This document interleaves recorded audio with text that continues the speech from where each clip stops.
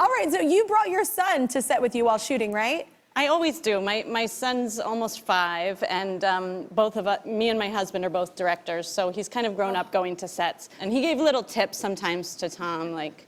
Oh, my, Tom Hanks? Yeah. Sometimes he was like, you know, I like what you're doing. I think you need a rocket ship. Tom was like, okay, great. Rocket what else? ship, What else? Tell me what else. Oh, my gosh. Yeah.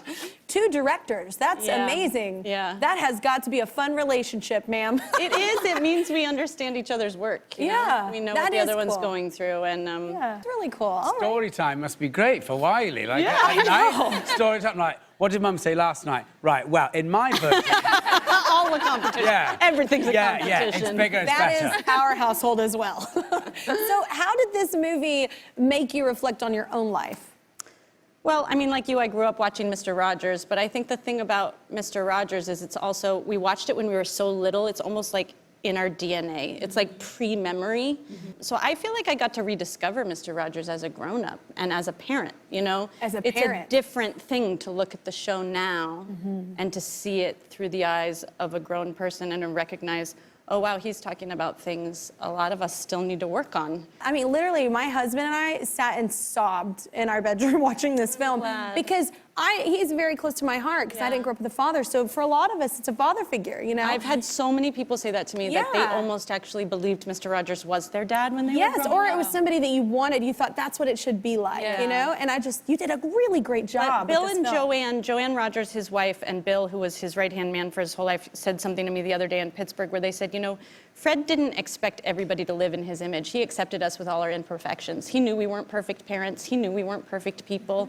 Like, something is freeing about recognizing both that Fred was a human being, he wasn't a saint, and that he didn't expect us to be saints either. You know, he didn't shy away from the hard parts of being alive and being a human being. And that was actually one of my favorite parts in the film is when his wife does say, he has to work at this. This isn't like... she said that to me. I That's know. in the movie because she said that to me. And that makes hope for all of us, because I'm like, if you just come out being awesome and lovely, well, great, that's easy for you. But like, knowing he had to work at it, like we all have to work at it. It takes effort. It's like to take time to listen to other people and empathize with them takes more work. One funny thing I found about this though is that I heard Tom Hanks turn this role down like a few times. He did. But then somehow you roped him in. How did you rope him in? And Ken, I know your secret.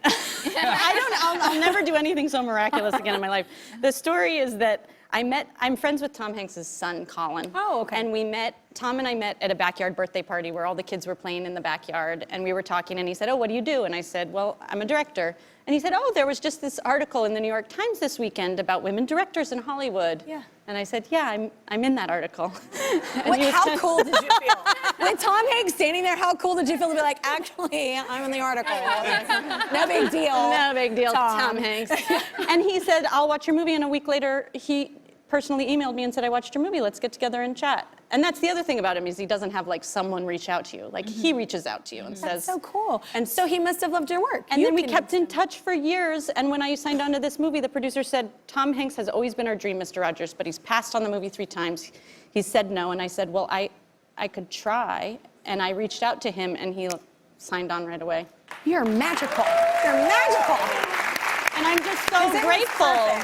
He was perfect. He is. And the casting was perfect. The directing was amazing. Everybody who worked on this movie because they loved it. And it you reads could feel through the camera. Yeah, you can feel it, and it matters. That matters. It does matter. Yeah. I really believe you don't have to suffer to make good art.